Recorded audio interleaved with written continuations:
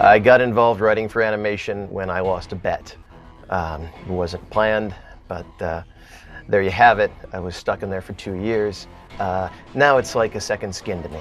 I can write for non-living things and living things. It's all the same. There's no difference. There's no difference. We would write a live-action episode of Zim the same way we wrote an animated one, were there to be a live-action, which there's not. I had actually never written for an animated show before Zim, so it was great that my first experience could be on such an absolutely radical show. How did I come to work on Zim? It's a sordid tale. I've been friends with Jhonen for about 9 years, so they asked him to do this little thing, and he just sort of brought me on board. It was the right thing to do for him. I actually got to write for Zim quite by accident. I was pitching something else to Mary Harrington, and she said, we can't find anyone who's capable of writing for this show, and it's because Jhonen is insane. But why don't you come and pitch some ideas? And I came into Jhonen's office, and there were pictures of pigs on the wall. And the first thing I pitched was Bad Bad Rubber Piggy. That was the idea pitch that Jhonen liked. And after that, they brought me on. And after 18 weeks, they said they'd actually pay me. And I wouldn't just have to steal bagels to survive. So it was pretty good.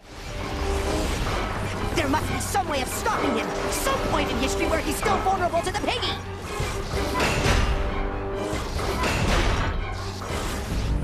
A character I liked writing for was Gaz, because I felt like she wasn't really explored that much. I know everyone else probably said Gur, because you get to, I made it myself kind of stuff, but I liked playing with a deeper character, like in Game Slave. Locations. Lines are forming now!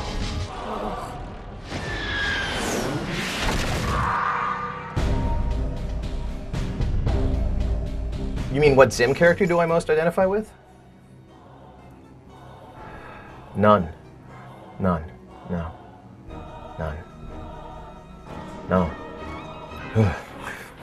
Actually, I don't think I identify. I think it's the easiest actually to. I think it was easiest to identify with Dib just because, he's the guy who's actually understands. He's the only person who sees how crazy everything is. I don't have control of my arms. I'm letting you live this time, Dib, but only because I'm still getting through this last level. But Gaz! So even though he may be the most annoying to listen to, because America hates Dib, but it was easier to identify with Dib in a lot of situations. But I like Gur. He's happy and dancing. I gotta go, Pig. I'll see you later. I gotta go, Pig. I'll see you later. Dib is a great character because he is the hero, but it's such a tragic situation because no one really believes him. Quit it! Hey, I'm delicious. Yes, taste me. I'm delicious. I always loved Gaz the best, and I think I associated with her the most. Partly because she's, the primary female character on the show, but just how sarcastic she was, and she just didn't relate to anybody, and I think so many young girls kind of can relate to her. I know I did, even though I'm not young.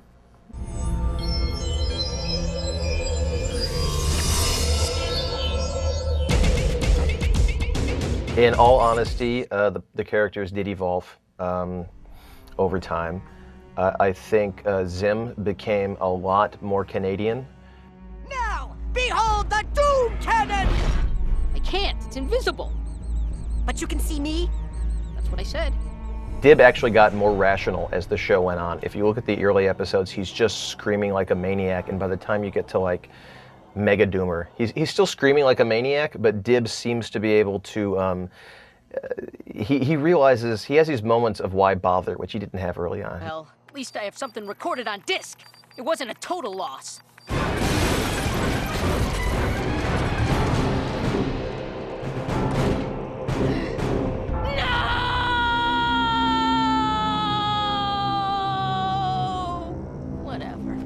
It's just, he's like, this is stupid. The only person in the entire cartoon who seems to realize that everything going on around him might be incredibly stupid is Dib. I think Zim is not stupid. I think he's just ill-equipped to handle his duties. Baby! Baby! Oh, baby! Baby!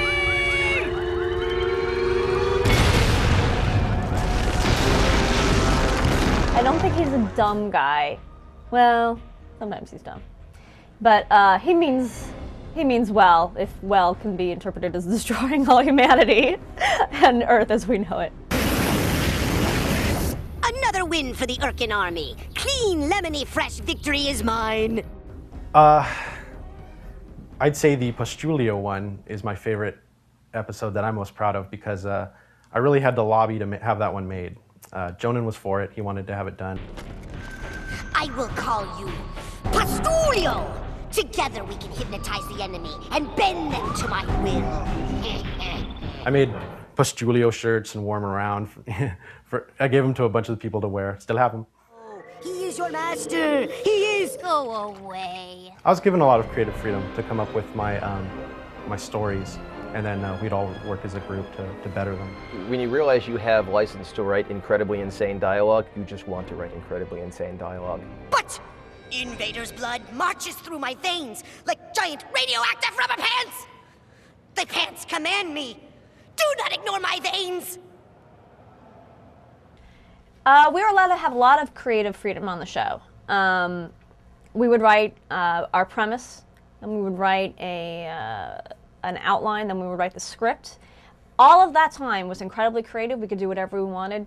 As far as influencing my writing, I always tried to live in a bubble, so to speak, so that I don't have influences. But, you know, I guess everyone's a victim of being influenced by something. I mean, you can't deny it, but I can't honestly say what's ever influenced my writing. Evacuate the city! No hurry though, just you know, whenever. I like Walk for Your Lives. I like that. I thought that turned out really well. I liked writing that with the big slow explosion, although they had a real tough time explaining that to everyone. And you know, I liked Mortos, their Soul Stealer. Everyone seems to hate Mortos, their Soul Stealer, but I like it, and so that's too bad.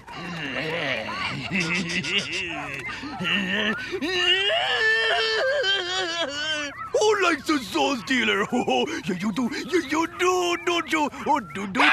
I like Chickenfoot a lot. Chickenfoot is one of my favorites. Writing for Dib actually was a lot of fun when you just had the just Dib stories because you could, you know, he's when he's a little bit sane, I think he plays better, and so Chickenfoot was really good, especially because just Chickenfoot himself is the nutcase in that one. And we originally wanted to have Ricardo Montalban be the voice of Chickenfoot, but he was not available. There was no Montalban available. So I mean, you know, you write stuff and you hope it turns out good, and like, you know, some stuff turns out better than other things, and you know. Okay, what's the secret of Chickenfoot? Ask the dirty chicken.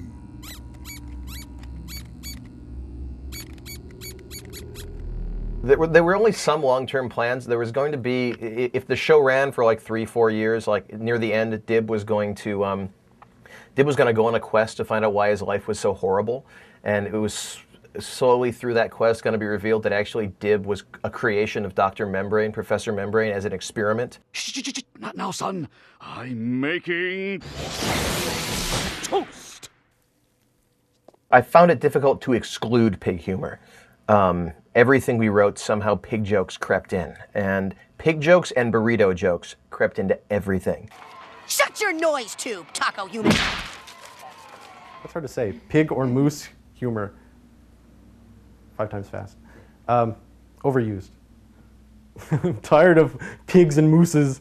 Or mooses. It was like a virus. It was like roaches just crawling all over your scripts. I mean, pig jokes, burrito jokes, pig jokes, burrito jokes, and you had to really just take a breather and just look at what you'd done before you could really show that to the public.